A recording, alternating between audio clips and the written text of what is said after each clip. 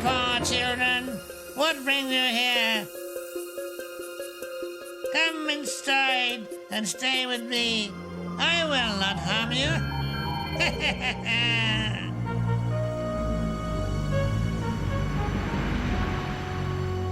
Once upon a time in the land of handsome princes, noble kings,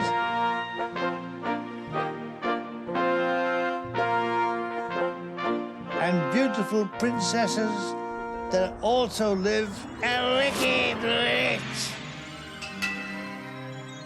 a wily wolf and a ginormous giant.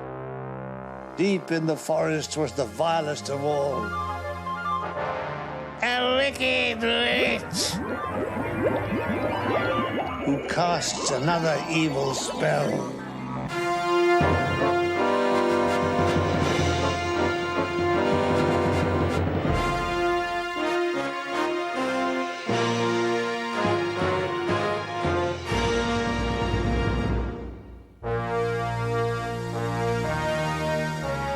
Once upon a time, there was a witch who owned a fantastic mirror. It would not reflect anything good and beautiful, but bad and evil images were reflected back worse than they actually were.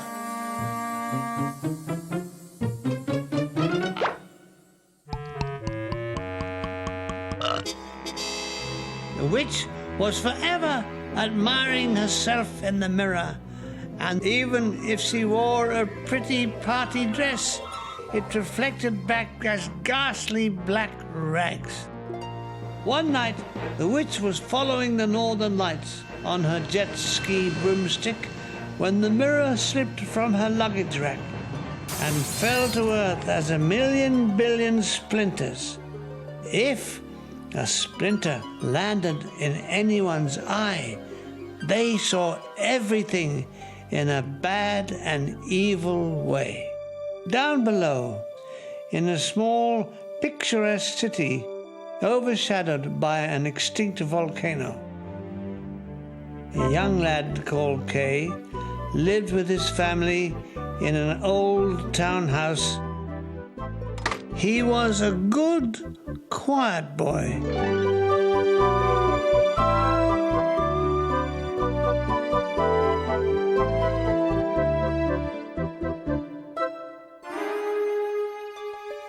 When it snows, there always seems to be one giant flake bigger than the rest. That's the Snow Queen.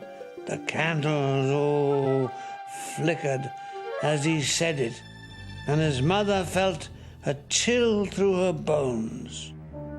On his way up to bed, Kay watched as the snow fell, and sure enough, one huge flake seemed to drift around, then join another, until he could see the face of the evil witch, the Snow Queen. It smiled a ghastly smile at him, then was gone.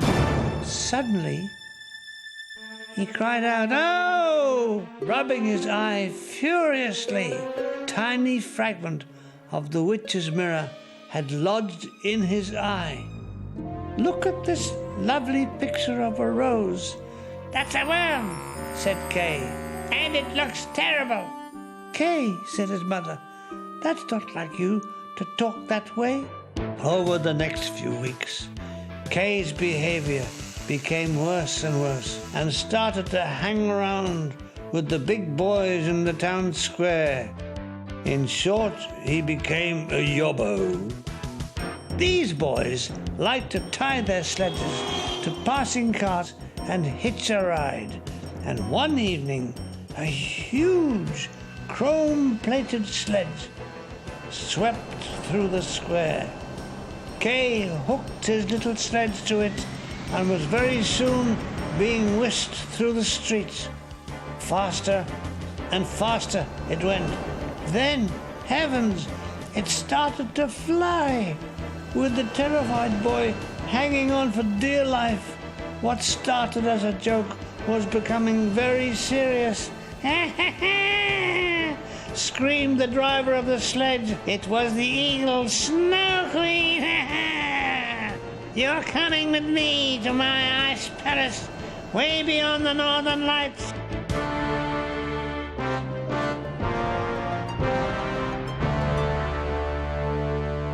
When they arrived, the boy was so cold, but the Snow Queen set him to work immediately.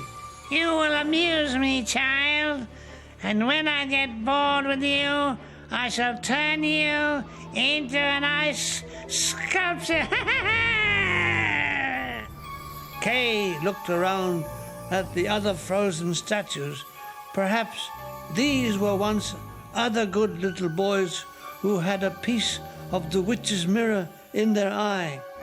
Carve me something beautiful in ice, she demanded. But of course, Kay couldn't help himself carving the most grotesque and evil shapes. You are a truly bad boy. She took Kay to a frozen lake, broken up into thousands of pieces like a huge glass jigsaw. Those hands were blue with cold. Kay was made to fit together the pieces of ice to make a pattern to please the Snow Queen. But every shape seemed to come out worse than the last. These are not evil symbols.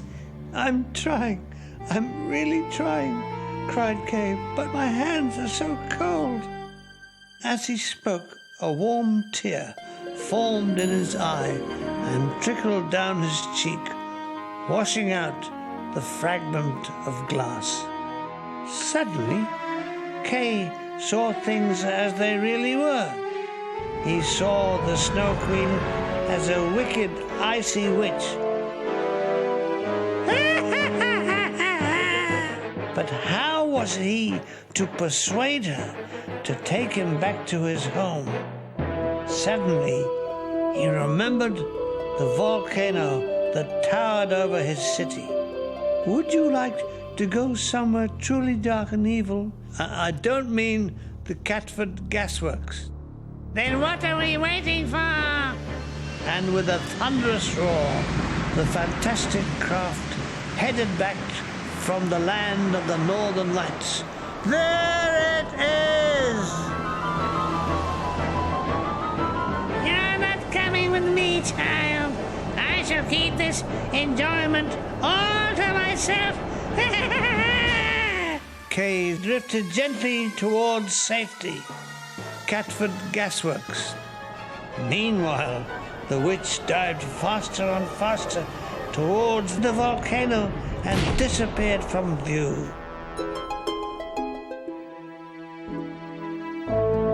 No longer did any fragments of glass get into people's eyes. Only hot volcanic ash.